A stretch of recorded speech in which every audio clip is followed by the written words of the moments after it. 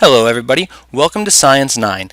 A lot of my lessons that I give you in Science 9 are going to be in a video lesson format, which gives you some control. You can pause these, you can rewind these, you can go back and watch them again. But as you are watching these lessons, you need to be taking notes and paying attention. So sometimes it's maybe beneficial to go through and copy down a skeleton note from the background from the PowerPoint slides and then go through and listen to them and make extra notes, because I'm going to be talking about some of these things, giving examples and explaining them. So as you go through this lesson, don't just watch it, take notes, pause it, rewind it, make sure you are getting all the information out of this lesson.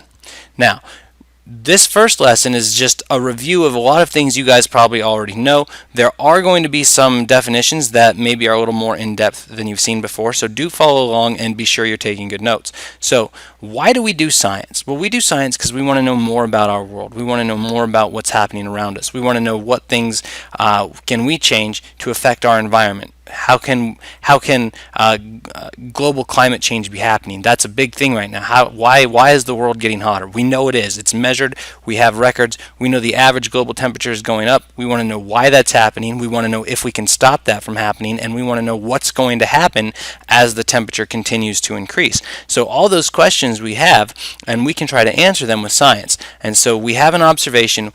Global temperatures are going up. We have questions. How is that going to affect lots of different things? How can we control it? How can we prevent it from happening? And hopefully we can predict things and test those predictions to figure out what's going to happen as global temperatures increase. What's going to happen to water levels? What's going to happen to life on this planet? All those things we're very interested in. Or what causes the global temperature to increase, and how can we prevent that from happening? So we have predictions and then we test them. That's the idea of experimentation. We test a prediction on a small scale, and we do multiple tests to find all these relationships between variables. So experiments are just a tool that we use to test a hypothesis. Now, hypothesis, I'm sure, is a term that you guys have heard before, but I don't want you to say it's an educated guess. That's true, but it's not enough. It's a testable, refutable statement that describes the relationship between variables. So it's not just an educated guess, it's a prediction of what you think is going to happen when you change something. So a prediction I could make would be, if CO2 levels increase in the atmosphere, then the average global temperature will increase as well. And we can actually go through and we can measure those things. Has CO2 levels increased? Yes, they have. Has the global temperature increased, or has the global temperature increased? Yes, it has. So we can measure those two things. And just because a relationship exists between them doesn't mean it's cause and effect. So we test lots and lots and lots of different things that could change, and those things are all called variables.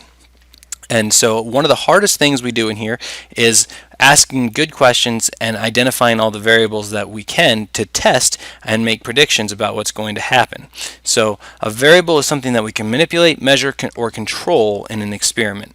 And we do all of those in every experiment. So like I said, finding and recognizing variables, that sometimes is pretty hard. But if we have a good question, we're automatically going to have one variable automatically recognized for us. We'll get to that in a minute. So we use experiments to find relationships between variables, and those two variables are called the manipulated and responding variables. We don't want to look for relationships between multiple variables because we won't know exactly what that relationship is, right? If one thing causes another change, then we have a relationship between those two variables. If there's four things changing, we don't know a relationship between any two. We have a bunch of confounding and conflicting results, perhaps. So we only ever mess with two variables at a time, and the rest of them we try to prevent from changing. Anyways, the variable that we change is called the manipulated or independent variable. Now, these two terms are synonymous when we're talking about variables. Manipulate means changed, right? And independent means it doesn't depend on anything else. So you get to independently change this variable. It doesn't matter what else is happening. You get to do this. You are in charge of the experiment. You're independent with it. You manipulate it. And we do that to see if it changes anything else. And that variable we're measuring to see if it responds is called the responding variable. It's also called the dependent variable, because it will depend on the independent variable. So dependent and responding are the same thing. Manipulated and independent are the same thing. Now, the responding variable is usually what we're asking a question about. So if I wanted to know, how does an increase in global temperature affect ocean water level, what I'm interested in is ocean water level. That's the responding variable. What I want to know is, how does global temperature affect it? That's my a manipulated variable. That's what we are trying to test to see if it affects ocean water levels.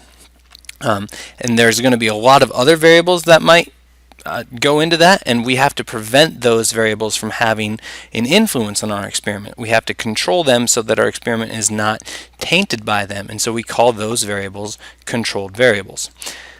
Now, once you've identified variables, you need to write a good hypothesis, and a good hypothesis is going to tell me how the two variables you've identified are related. It's going to make a prediction about them. A good hypothesis doesn't mean your prediction is correct. It just means that it's testable and you have clearly defined manipulated and responding variables. And we write these as an if-then statement. So if I change the manipulated variable, then the dependent variable will respond in some way. So it's an if-then statement. And you're never going to say change. You're usually going to use a verb like increase, decrease, heat up, cool down, whatever change you're doing, you're going to tell me what that is, and then you're going to tell me how the dependent variable is going to respond to that. This needs to be testable, and it needs to be refutable. So that means we have to be able to design an experiment to test your hypothesis, and the experiment should be able to show your hypothesis is wrong if indeed it is wrong. Just because your hypothesis turns out to be correct on the experiment you do doesn't mean it's correct for every scenario. So we never prove a hypothesis, but we can make our hypothesis stronger by doing more and more experimentation.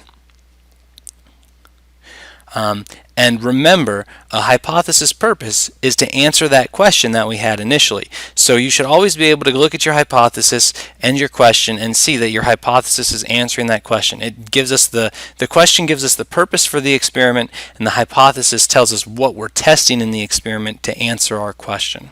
So when we design an experiment, we determine the question we want to answer, we identify the variables that we can manipulate, measure, and control, and then we write a hypothesis that answers that question in terms of the variables that we've identified.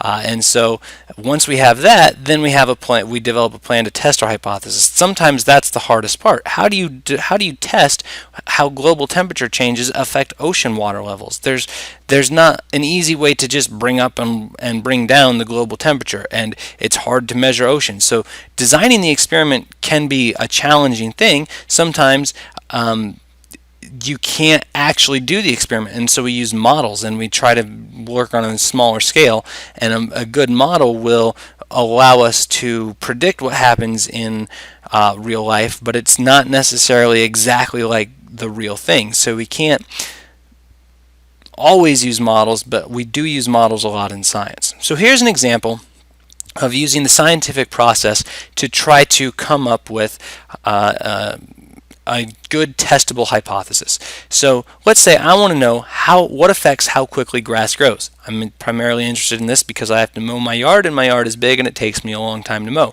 I want the grass to be green, I want it to be alive, but I don't want it to just always be growing. I wish it would just stay one height. So I want to know what's my responding variable and what is my manipulated variable. Well, the responding variable is easy because it's right here. It says what affects how quickly grass grows. I want to know about how quickly grass grows. I want to know the rate. I want to know what things affect how quickly grass grows. So my responding variable is rate of grass growth. Now I need to identify possible manipulated variables. There's going to be lots of these because there's lots of things that I can change to see if it affects grass growth. Here's a list of just a few of them. Okay? The amount of light that the grass receives, the amount of water the grass receives, the temperature of the grass, the variety of the grass. Is there other things living in the grass that's eating it, causing damage, or even below the grass like grubs in the soil? What about the nutrients in the soil? What about the type of soil? Is it sandy? Is it clay? There's all these different variables that could affect how quickly the grass grows. And so I only get to choose one. I don't want to test 7 things at once. I'm going to test one thing at once. So I'm going to write a hypothesis for one of the variables. So if I think the amount of light affects the rate at which grass grows, I'm going to say if I increase the amount of light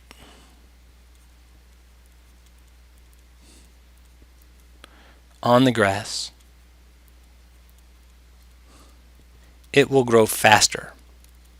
I know light is energy, and energy is required for growth, and so if I give it more energy, it should get to grow faster. So there's my hypothesis. It tells me, here's my manipulated variable. My manipulated variable I chose first is the amount of light. Responding variable is the rate of growth, and this is the relationship between them that I think is going to happen. I increase the amount of light, the grass grows faster. Now I have to design an experiment to test that. And so that means my experiment needs to not only allow me to manipulate the amount of light on the grass, but it needs to allow me to prevent any of the rest of these things from changing. So I'm going to need to start everything in the same type of soil with the same nutrients in the soil. I'm going to have a controlled environment where grasshoppers and grubs and things can't get in and live on my grass. I'm going to have every kind of grass the same. I better do this in like a greenhouse so I can control the temperature and the amount of water that it's getting. Otherwise, those things are going to change my results, and I won't be able to say how just the light affects it. I'll be able to say how the combination of all these random variables affect it, which is not very helpful. So you can test all of these things, but all of these things are going to need their own hypothesis and their own experimental procedure.